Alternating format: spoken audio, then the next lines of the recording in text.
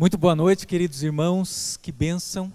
Nós, mesmo em tempos de pandemia, em tempos de estarmos longe uns dos outros, podemos ter esse tempo que nós vamos olhar para a palavra juntos. Eu não estou vendo os irmãos, mas quando estiver em casa, vou estar como os irmãos, com a minha família, também abrindo a palavra ou lendo ali na tela o texto e também tendo um tempo de oração.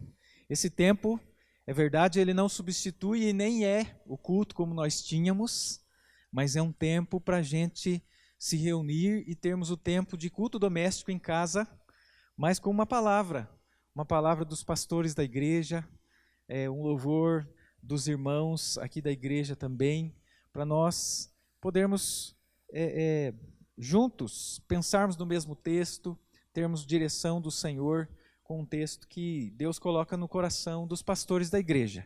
Para isso eu peço já que os irmãos continuem orando por mim, pelo pastor Ramon, por aquelas pessoas que estão trabalhando aí com os discipulados via Zoom e tudo mais. E eu quero convidar os irmãos para, nesse tempo de oração, nós lermos um texto que está em 1 Reis, capítulo 18. 1 Reis, capítulo 18, nós vamos ler o verso 1. E em seguida, nós vamos ler do verso 41 ao verso de número 46. Diz assim a palavra do nosso Deus. Muito tempo depois, veio a palavra do Senhor a Elias, no 3º ano, dizendo: Vai, apresenta-te a Acabe, porque darei chuva sobre a terra. Verso 41. Então disse Elias a Acabe: Sobe, come e bebe, porque já se ouve ruído de abundante chuva. Subiu Acabe a comer e a beber. Elias, porém, subiu ao cimo do Carmelo e, encurvado para a terra, meteu o rosto entre os joelhos e disse ao seu moço: Sobe e olha para o lado do mar. Ele subiu, olhou e disse: Não há nada. Então lhe disse Elias: Volta, e assim por 7 vezes. A 7ª vez disse: Eis que se levanta do mar uma nuvem pequena, como a palma da mão do homem. Então disse ele: Sobe e dize a Acabe: Aparelha o teu carro e desce, para que a chuva não te detenha. Dentro em pouco, os céus se enegreceram com nuvens e vento, e caiu grande chuva. Acabe subiu ao carro e foi para Jezreel. A mão do Senhor veio sobre Elias, o qual cingiu os lombos e correu adiante de Acabe até a entrada de Jezreel. Até aí. Esse texto então nos mostra a oração de Elias. A oração de Elias para que chovesse. Esse tempo era um tempo muito difícil na história do povo de Deus. Elias, ele profetizou ao reino do norte, a Israel. Então, depois do tempo em que o reino se divide, os reis eles foram sucedendo um ao outro e principalmente o reino do norte se desviou muito de Deus. E Acabe, a Bíblia vai dizer no capítulo 16, que Acabe ele foi o pior deles. Diz no verso 30 do capítulo 16, fez Acabe, filho de Onri, o que era mal perante o Senhor, mais do que todos os que foram antes dele. E Acabe também se casa com Jezabel, que era filha de um rei, onde se adorava a Baal. Então, nesse tempo, o povo de Deus se afasta de Deus. E ao invés de dar louvores e glórias a Deus, o povo dá louvores e glórias a um falso Deus. E Deus, então, no meio disso tudo, levanta um profeta. Quando um profeta era levantado no Antigo Testamento, isso era um sinal de que os reis que deveriam dirigir o povo no caminho do Senhor não estavam fazendo, de que os sacerdotes e levitas que ensinavam a lei para o povo não estavam fazendo, e de que o povo, por não estar sendo dirigido pela sua liderança nos caminhos do Senhor, estava longe do Senhor. Por isso Deus levanta Elias. E Elias, no primeiro momento, vai anunciar que por 3 anos, por um tempo, melhor dizendo, não choveria. Depois de 3 anos, como a gente leu no texto, Deus diz a Elias que vai mandar chuva. E como é que esse propósito, esse desígnio de Deus, ele acontece. Lá no Novo Testamento, o texto vai nos dizer que Elias orou para que não chovesse. E aqui no Antigo Testamento nós vamos ler e vamos ver essa cena de Elias orando para que voltasse a chover. Deus, então, levanta Elias e levanta uma situação difícil para que esse povo, então, fosse alertado a respeito dos caminhos por onde andava e de quem era o verdadeiro Deus. Nós não podemos dizer isso nesse tempo a respeito do Covid-19, porque Deus ele não disse, nem para mim e nem para ninguém mais, que é a respeito de alguma coisa que nós fizemos. Mas uma coisa Deus diz para nós. Deus diz que nós devemos orar no meio das situações difíceis. Quando nós olhamos para o texto de 2 Crônicas, capítulo 7, versos 13 e 14, nós lemos o seguinte: se eu cerrar os céus, mesma situação que a gente viu lá com Elias, se eu cerrar os céus, de modo que não haja chuva, se eu ordenar aos gafanhotos que consumam a terra, uma outra situação pelo que o povo de Deus vai passar, revelada no profeta Joel, ou se enviar a peste entre o meu povo, aí uma situação semelhante à nossa. Aí vai dizer o verso 14, se o meu povo, que se chama pelo meu nome, se humilhar e orar e me buscar e se converter dos seus maus caminhos, então ouvirei dos céus, perdoarei os seus pecados e sararei a sua terra. Assim como Elias foi instrumento de Deus, tanto para que não chovesse, porque Deus havia falado isso e revelado isso para ele, e foi instrumento de Deus para que Deus fizesse parar a chuva e o nome de Deus fosse reconhecido, o povo de Deus, nós, eu e você, nós estamos nessa terra para honrarmos e glorificarmos a Deus através da nossa adoração e fidelidade a Deus, mas também para nós sermos instrumentos da graça e da bênção de Deus através da oração. E eu quero convidar você para nós termos esse tempo agora de oração. Feche os seus olhos e nós vamos estar orando pela nossa nação nesse primeiro instante. Nós vamos estar orando por todo o planeta. Vamos estar orando por essa situação. Feche os seus olhos, vamos orar. Querido Deus, nosso Pai, nesse tempo em que era o nosso tempo, quando nós nos reuníamos no templo para juntos orarmos, estamos separados por causa do cuidado com a vida, por causa da obediência às autoridades que estão tratando da melhor maneira possível. Mas, ó Deus, embora nós não possamos estar juntos, embora nós não possamos nos abraçar mais e nos ver só de longe, ó Deus, a Tua palavra diz que nós não estamos impossibilitados de elevarmos ao Senhor a nossa voz em oração. E assim, ó Deus, nós queremos interceder por todo o nosso planeta, pedindo ao Senhor que nos abençoe, que essa peste, haja remédio para essa peste, que haja cura para isso, que esse tempo de isolamento, esse tempo de dificuldades que vieram a partir dessa peste, ó Deus, que esse tempo termine. Oramos, ó Deus, pelas nossas autoridades, pedindo, ó Deus, que o Senhor dê sabedoria, para que não haja divisões, mas para que haja unir-se em prol daquilo que é melhor para todas as nações e povos dessa terra. Oramos em especial pelo nosso país e pela nossa cidade, agradecendo ao Senhor pelas autoridades que o Senhor levantou para nos dirigir, ó Deus, em todos os momentos, mas também em momentos como esse. Pedimos que o Senhor abençoe as suas casas, as suas famílias, ó Deus, o seu trabalho. E, ó Pai, pedimos que o Senhor fortaleça o teu povo, que o Senhor nos livre do mal, que o Senhor aqueça o nosso coração, nos encha de fé e que nós possamos estar firmes, adorando o Senhor e firmes buscando o Senhor em oração e também firmes, ó Deus, sendo intercessores, ó Deus, do mundo que precisa do Senhor nesse instante. Nos ajuda, fortalece, aquece o nosso coração, em nome de Jesus. Amém. Há um hino no nosso inário que ele vem desta experiência aqui, de quando o Elias, ele se coloca para orar, e aí manda o seu moço para olhar se havia algum sinal no céu, e na 7ª vez, lá havia uma pequena nuvem, que foi o sinal de que Deus enviaria a chuva.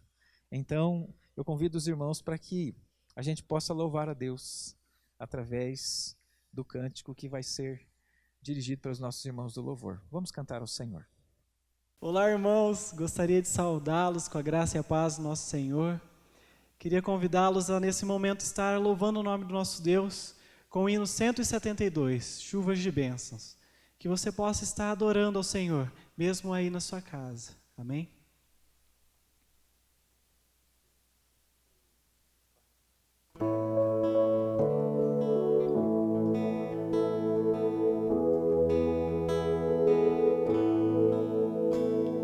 Chuvas de bênçãos teremos pelas promessas de Deus, tempos benditos trazendo chuvas de bênçãos dos céus,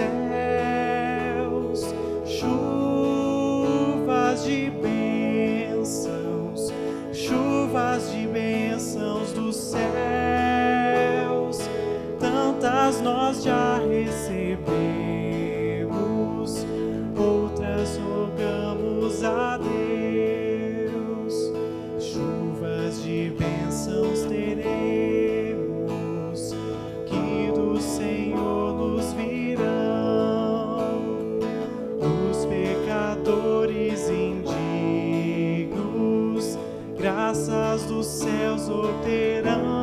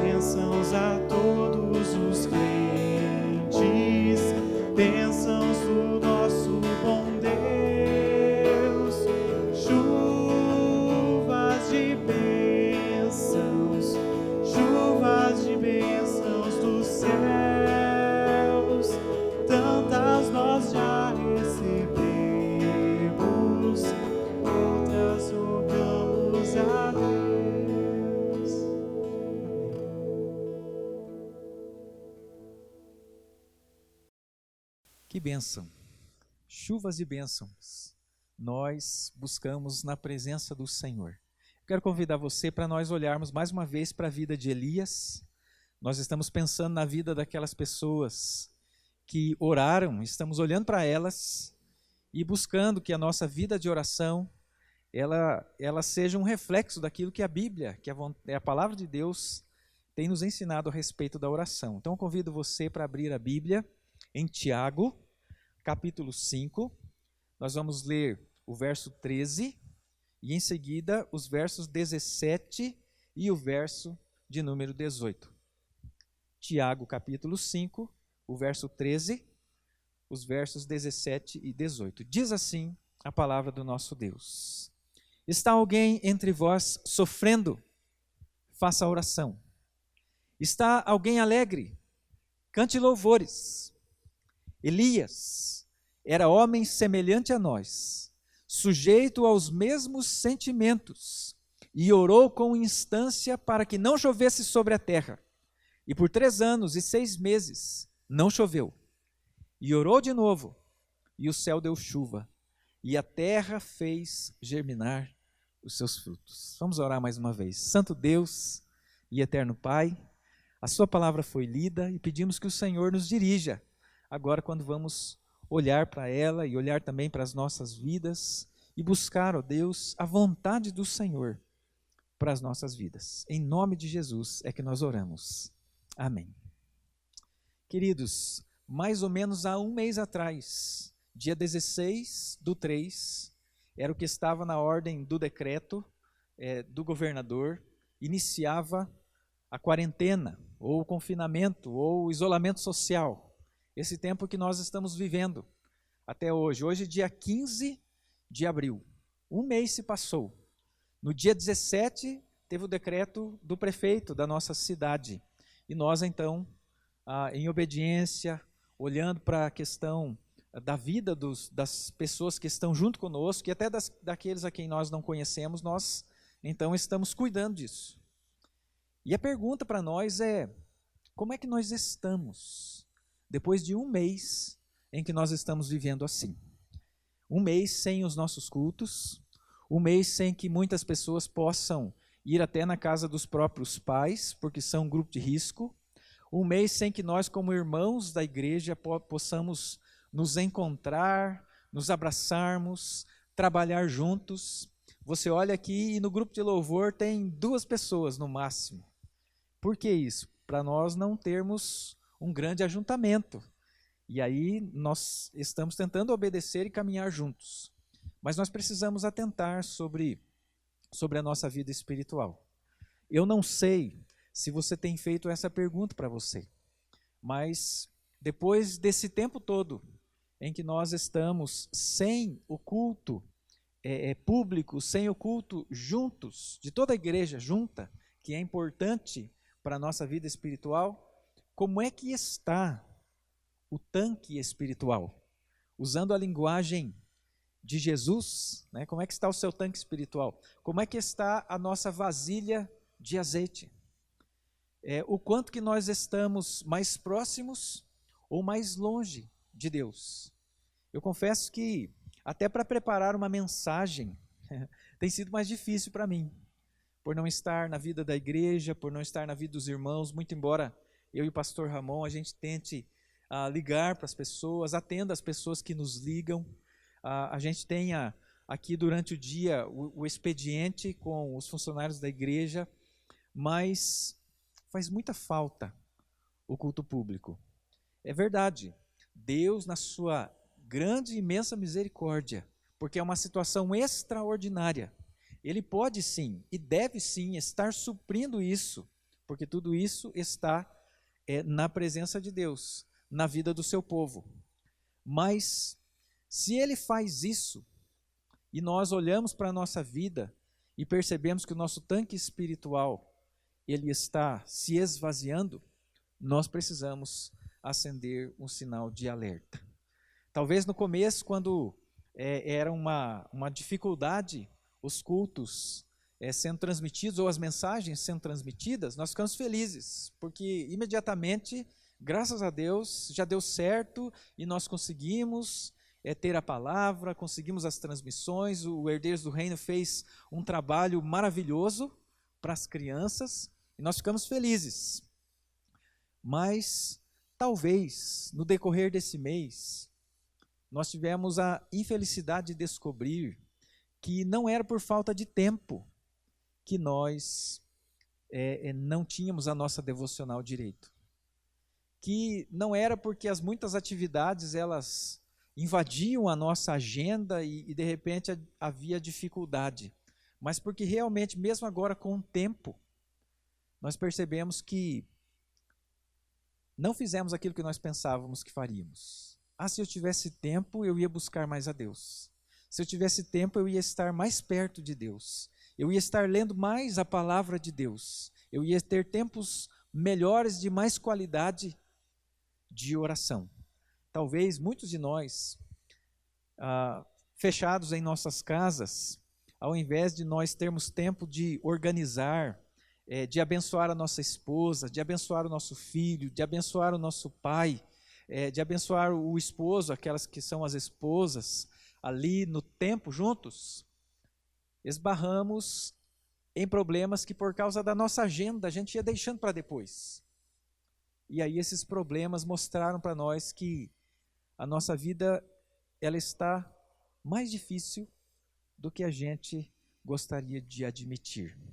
E aí nós estamos olhando para esse texto que fala sobre um homem que é Elias, e fala também sobre a instrução que Tiago vai dar para a igreja, dizendo assim: está alguém entre vós sofrendo? Faça oração. Está alguém alegre? Cante louvores. O quanto que a oração e os louvores têm sido parte desse tempo de isolamento social em nossa casa e em nossa vida particular. O quanto que aquelas coisas que nos roubavam o tempo saíram e nós estamos realmente sendo pessoas assim como a Bíblia está nos direcionando. Nós olhamos para Elias, e Elias vai ser o exemplo aqui que é dado com respeito à oração.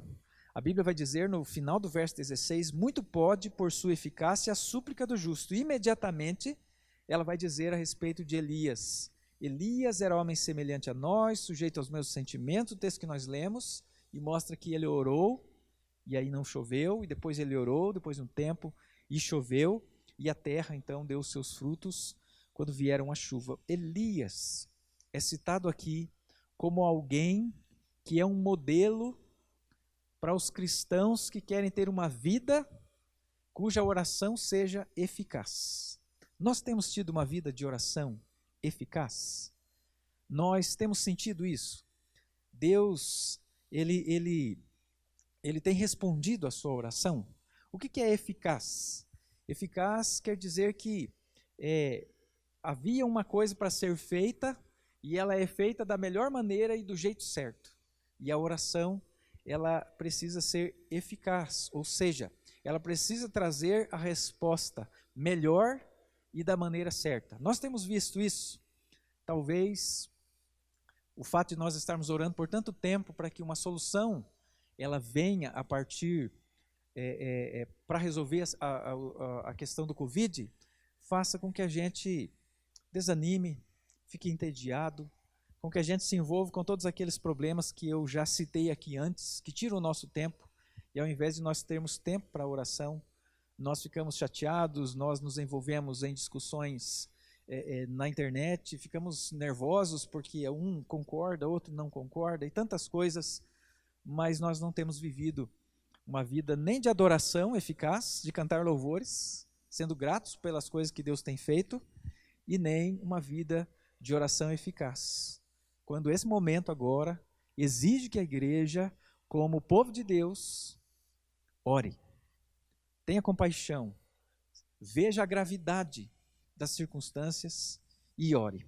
E aí nós, olhando para esse texto, nós podemos responder a seguinte pergunta: como é que eu posso ter uma vida de oração eficaz? E a primeira coisa que o texto vai dizer,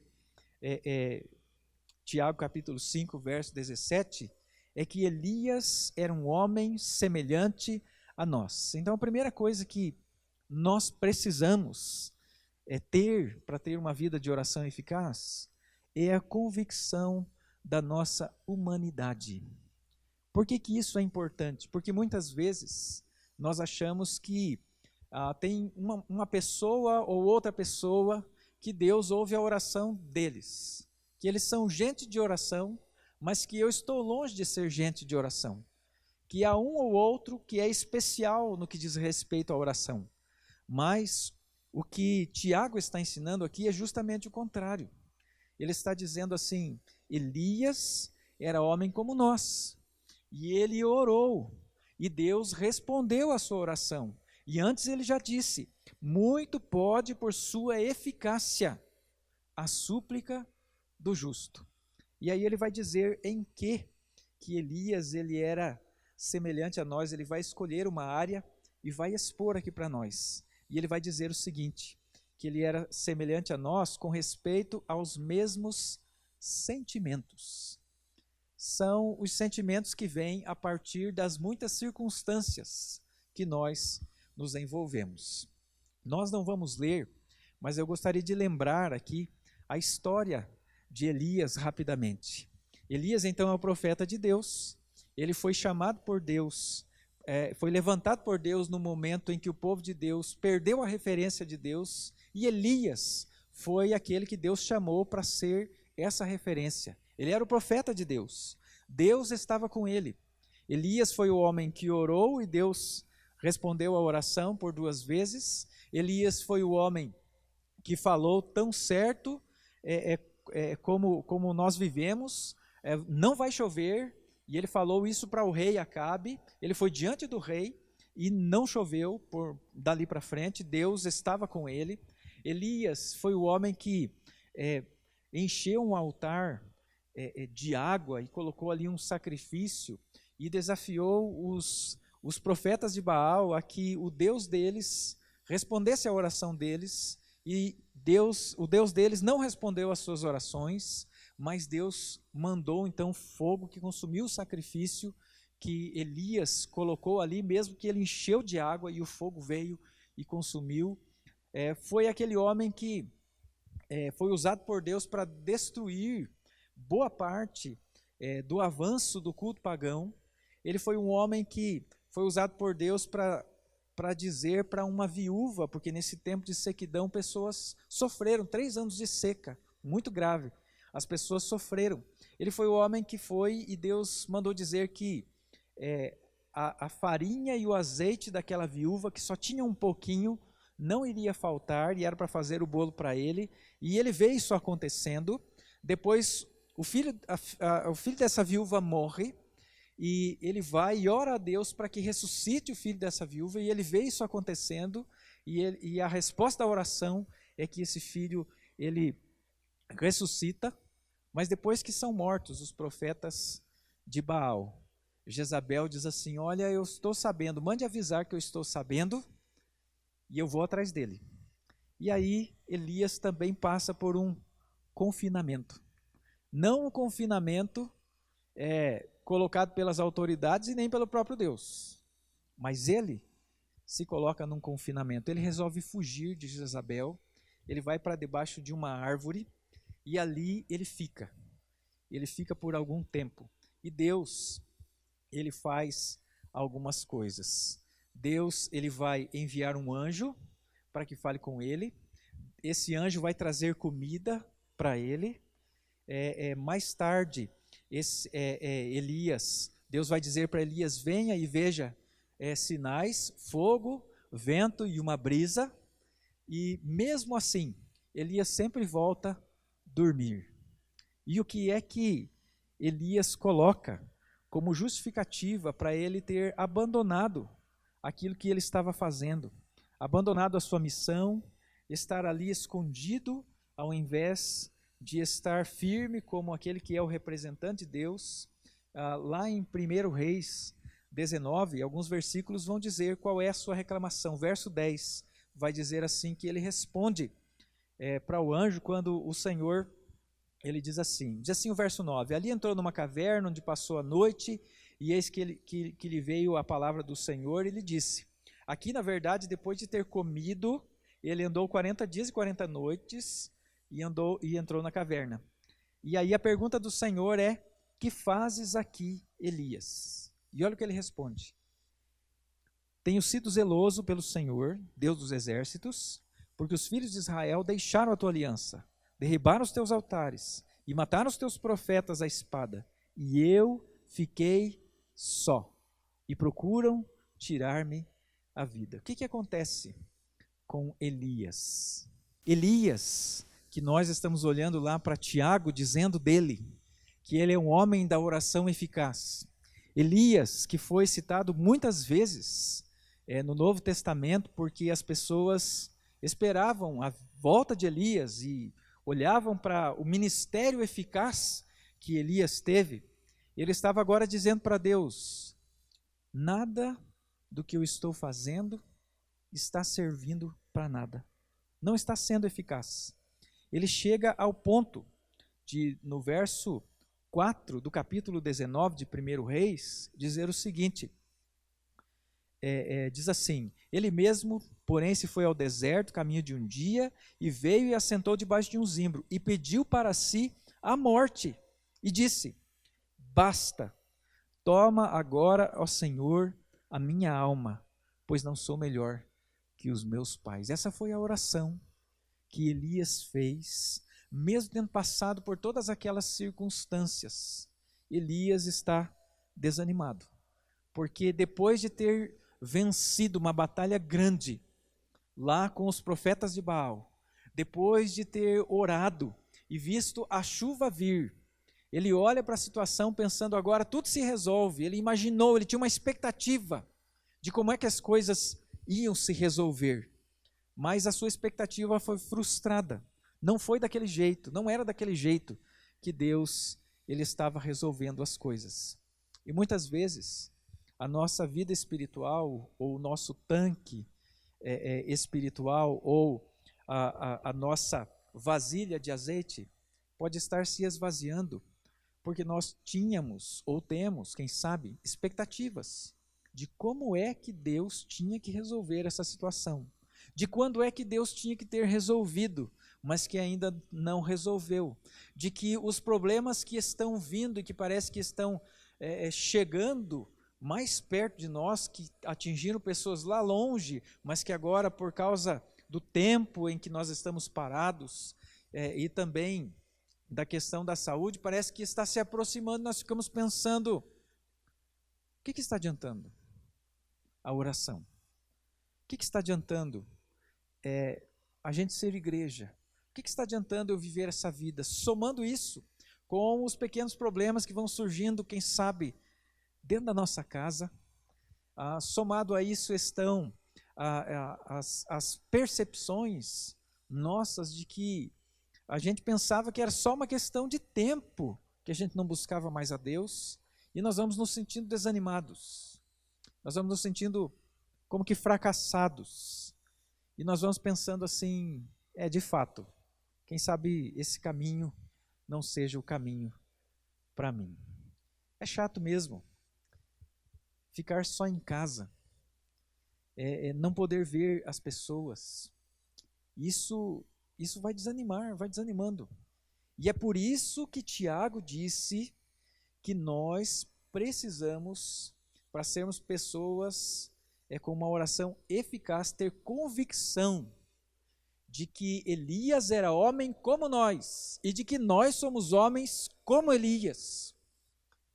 O que isso significa? Nós podemos sim passar por momentos em que a gente se entristece, por momentos em que a gente perde a esperança, por momentos em que a gente só quer saber de dormir, deixar as lutas, por momentos em que a gente pensa, até como Elias pensou, em que era melhor que Deus tirasse a sua própria vida. Nós podemos sim passar por esses momentos, mas precisamos lembrar o que Deus fez para com Elias. O que Deus fez? Deus mostrou primeiro que estava com ele, porque Deus mandou um anjo ali para estar com ele. E a Bíblia, a palavra de Deus vai dizer, Jesus vai dizer, quando é assunto aos céus, ele diz para os seus discípulos, e eis que estou convosco todos os dias, até a consumação do século. Deus também mostra para ele, quando ele manda lá, que ele veja o vento e o fogo, e depois olhasse para a brisa, que Deus ele estava trabalhando.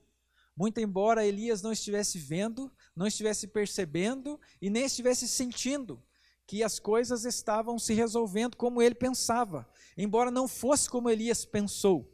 Porque a situação é a seguinte, no verso 11 do capítulo 19 de 1 Reis, Deus diz para ele o seguinte, sai e põe-te neste monte perante o Senhor. Eis que passava o Senhor, e um grande e forte vento fendia os montes, e despedaçava as penhas diante do Senhor. Porém o Senhor não estava no vento. Depois do vento, um terremoto, mas o Senhor não estava no terremoto. Depois do terremoto, um fogo, mas o Senhor não estava no fogo. E depois do fogo, um cicio tranquilo e suave. Ouvindo Elias, envolveu o rosto, saindo, pôs-se à entrada da caverna. eis que lhe veio uma voz e lhe disse: que fazes aqui, Elias? Deus estava no cicio tranquilo e calmo, mas Deus não estava naquela agitação. Muitas vezes nós estamos querendo ver as coisas e só entendemos que Deus está fazendo as coisas quando nós estamos vendo. E o tempo de ficar em casa é um tempo que parece que nada está acontecendo. Nós não conseguimos fazer nada, muita gente não consegue nem estudar, nem trabalhar, e parece que nada está acontecendo, mas a palavra de Deus, ela vai mostrar que embora nós possamos estar em quarentena, Deus nunca entra em quarentena. Isaías 64, verso 4 vai dizer assim: porque desde a antiguidade não se ouviu, nem com ouvido se percebeu, nem com olhos se viu Deus além de ti, que trabalha para aquele que nele espera. Deus está trabalhando. Jesus, no Novo Testamento, vai dizer isso também. O meu Pai trabalha e eu também. Não é porque nós não estamos vendo ainda o resultado da oração. Não é porque nós não estamos vendo ainda a pequena nuvem no céu. É que Deus não está trabalhando. Deus está trabalhando. Deus está presente com aqueles que são seu povo e Deus está trabalhando. Deus também mostra para ele, uma das reclamações é que ele estava sozinho. E o verso 18 do capítulo 19 de 1 Reis vai dizer o seguinte: Deus dizendo para Elias: também conservei em Israel 7.000, todos os joelhos que não se dobraram a Baal e toda a boca que não o beijou. Nós podemos de repente estar nos sentindo sozinhos em nossa casa. Tem gente que está longe da família, tem gente que está literalmente sozinho em casa, e que é cristão, e que tem sentido a solidão. Mas o que Deus quer dizer para você e para mim nesse momento é que nós não estamos sozinhos.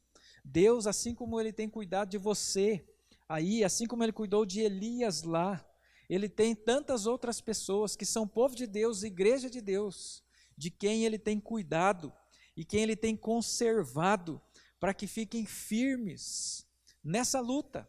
Na luta da oração, na luta da busca a Deus, na luta de ser referência de Deus, chamado para ser instrumento de Deus, para testemunhar a Deus em um mundo que precisa tanto de Deus. Nesse instante, tem pessoas que, assim como nós, estão, quem sabe, sofrendo as mesmas dores, as mesmas dúvidas, mas a Bíblia diz que, da mesma forma que conosco, Deus tem nos conservado, voltados a Ele e em missão a Ele. E essa é outra coisa que Deus vai dizer para Elias. Nos versos 15 e 16 desse mesmo texto, vai dizer assim: disse-lhe o Senhor: vai, volta ao teu caminho para o deserto de Damasco, e chegando lá, unge a Azael rei sobre a Síria. A Jeú, filho de Ninsi, ungirás rei sobre Israel. E também Eliseu, filho de Safate, de Abel-Meolá, ungirás profeta em teu lugar. O que Deus está dizendo para ele é o seguinte: a sua missão não acabou. Você orou e pediu para que a sua alma fosse retirada. Parece que não adiantava mais, mas eu digo para você que você ainda tem missão. Nós podemos estar em quarentena, meus irmãos, mas isso não nos impede de nós darmos uma palavra para um vizinho, de nós mandarmos um versículo para um amigo, de nós ligarmos para as pessoas da igreja e dizer como é que você está. Eu estive orando por você, ou então quero orar por você agora, ou então eu gostaria de saber quais são os motivos de oração que você tem, porque eu com a minha família queremos orar pela sua família. Nós podemos fazer tantas coisas, ainda que em obediência, estando lá, cuidando de todas as coisas, usando as máscaras, o álcool gel, ficando na nossa casa, aqueles que têm que ficar, e nos horários que temos que ficar, mas nós podemos fazer tantas coisas. Deus tem tantas coisas ainda. Deus ainda não nos chamou. Nós só estamos em quarentena. Mas nós não estamos amarrados. A nossa oração não está amarrada. O evangelho não está amarrado. Nós podemos falar. Você está vendo uma imagem de alguém falando. Nós podemos fazer isso. Ligar o celular, colocar lá. Coloque aí ao vivo aí para a gente conversar, eu quero ver você, como é que você está. Nós podemos fazer tantas coisas. para abençoar a vida daqueles que Deus tem colocado junto conosco, mas que agora não podemos estar tão próximos. Mas a missão ainda não terminou. Então, a primeira coisa que o texto vai dizer para nós, e que passa por tudo isso, e que aí nós precisamos perceber que nós somos homens como Elias era, e Elias era homem como nós somos, sujeito aos mesmos pensamentos, aos mesmos sentimentos, mas também alvos do cuidado e da graça de Deus. E a outra coisa que ele vai falar para que a nossa oração possa ser eficaz como a oração de Elias, ele vai dizer o seguinte, que Elias orou, no verso 17 do capítulo 5 de Tiago, que ele orou com instância, para que não chovesse sobre a terra, e por 3 anos e 6 meses não choveu, e orou de novo, e o céu deu chuva, e a terra fez germinar os seus frutos. Nós queremos ver a terra germinando frutos. Nós queremos ver o resultado da oração. Nós queremos que esse tempo acabe. Ou nós queremos que Deus responda a nossa oração. Mas para isso é importante que a gente persevere. E essa perseverança de Elias aqui, não é só uma perseverança de, tá bom, eu vou ficar fazendo. Mas é orar com instância. Quando nós olhamos e lemos o texto lá no comecinho do culto, a respeito do momento lá em que eles estavam e como é que ele fez ao colocar a cabeça entre os joelhos e disse para o seu moço, vai lá e veja se há algum sinal no céu. E aí por 7 vezes ele orava não só com perseverança, no sentido que a gente tem que ficar orando e não parar mais, mas ele orava com fé e confiança na palavra de Deus. Nós somos povo de Deus. Nós ainda estamos em quarentena, nós ainda não estamos vendo aí ou percebendo aquilo que Deus está fazendo, mas nós precisamos perseverar em oração, confiando em Deus. E se alguém disser assim, mas eu não estou vendo nada, então eu vou orar de novo, e eu vou continuar orando até que, perseverar é orar, perseverar em oração, é orar até que Deus responda, mesmo que a resposta de Deus seja não, mas até que Deus nos responda. Nós precisamos insistir em oração, e é Deus mesmo que vai dizer isso através do seu Filho Jesus, quando lá em Lucas, capítulo 18, verso 7, Jesus ele vai contar uma parábola, e aí ele vai dizer no versículo 7 do capítulo 18, o seguinte, ele vai dizer assim, não fará Deus justiça aos seus escolhidos, que a ele clamam dia e noite, embora pareça demorado em defendê-los? Essa é a pergunta. Será que Deus não vai responder àqueles que são os seus escolhidos e que clamam a ele dia e noite? Quem são aqueles a quem Deus responde? Aqueles que perseveram, aqueles que clamam a Ele dia e noite, embora pareça demorado que a resposta de Deus ela esteja vindo. O próprio Elias, ele ora até que Deus ele responda. E Jesus vai dizer, olha, você peça e você vai encontrar e vai ser lhe dado. Você bata e a porta vai ser aberta. Você busque e você vai encontrar. Jesus nos diz para que a gente persevere em oração, até que Deus ele nos responda. Mesmo que a resposta seja, como por exemplo a Paulo, Deus dizendo assim, a minha graça te basta. Mesmo que Deus responda assim, mas até que Deus responda. E a Bíblia vai encerrar aqui dizendo sobre os frutos. Mas eu gostaria de voltar um pouquinho e falar sobre o anúncio do exemplo.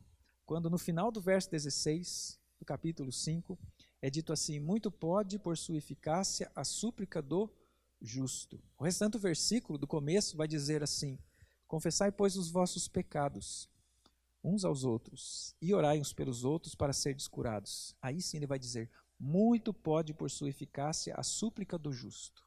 Quem é o justo? Quando nós olhamos para a palavra de Deus mesmo vai dizer para nós que não há um justo, não há um sequer. Mas esse mesmo livro, o livro de Romanos, vai dizer para nós que em Cristo nós podemos ser justificados e que isso tem a ver com o que esse versículo aqui diz a respeito da oração. Apenas aqueles que foram perdoados dos seus pecados na cruz de Cristo e justificados em Cristo Jesus por sua morte e ressurreição é que tem a sua oração ouvida. Por quê?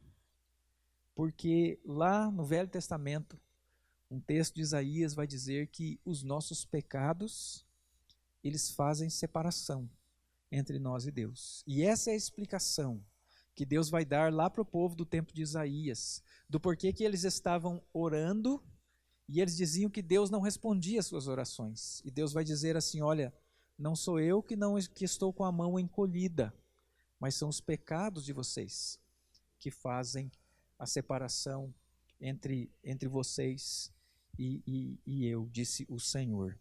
O que isso significa? Isso significa que nós só podemos ter uma vida de oração eficaz se nós conhecemos a Jesus. Se nós realmente reconhecemos que somos homem como Elias e Elias é homem como nós. Se nós reconhecemos que a nossa oração não é uma obra que faz com que Deus mova as coisas porque eu orei, mas essa oração é graça de Deus para todo aquele que foi justificado em Cristo Jesus.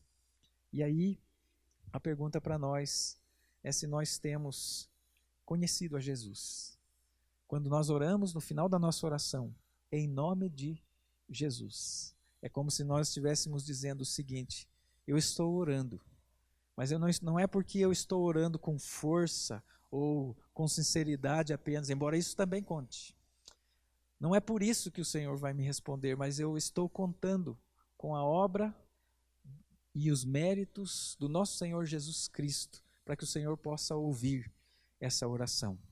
Então, para que nós possamos ter uma vida de oração eficaz, em primeiro lugar, nós precisamos nos lembrar que Elias era homem semelhante a nós e nós somos homens semelhantes a ele. Assim como ele teve momentos de dificuldade, nós podemos ter sim, mas nós precisamos lembrar da graça de Deus presente para com todo aquele que é de Deus. Em segundo lugar, nós precisamos perseverar, mais do que só ficar como que batendo numa tecla, mas nós temos o nosso coração confiante de que Deus ele tem nos ouvido, e de que Deus ele está trabalhando, e de que Deus responderá no tempo certo e na hora certa. Por que ele faz isso?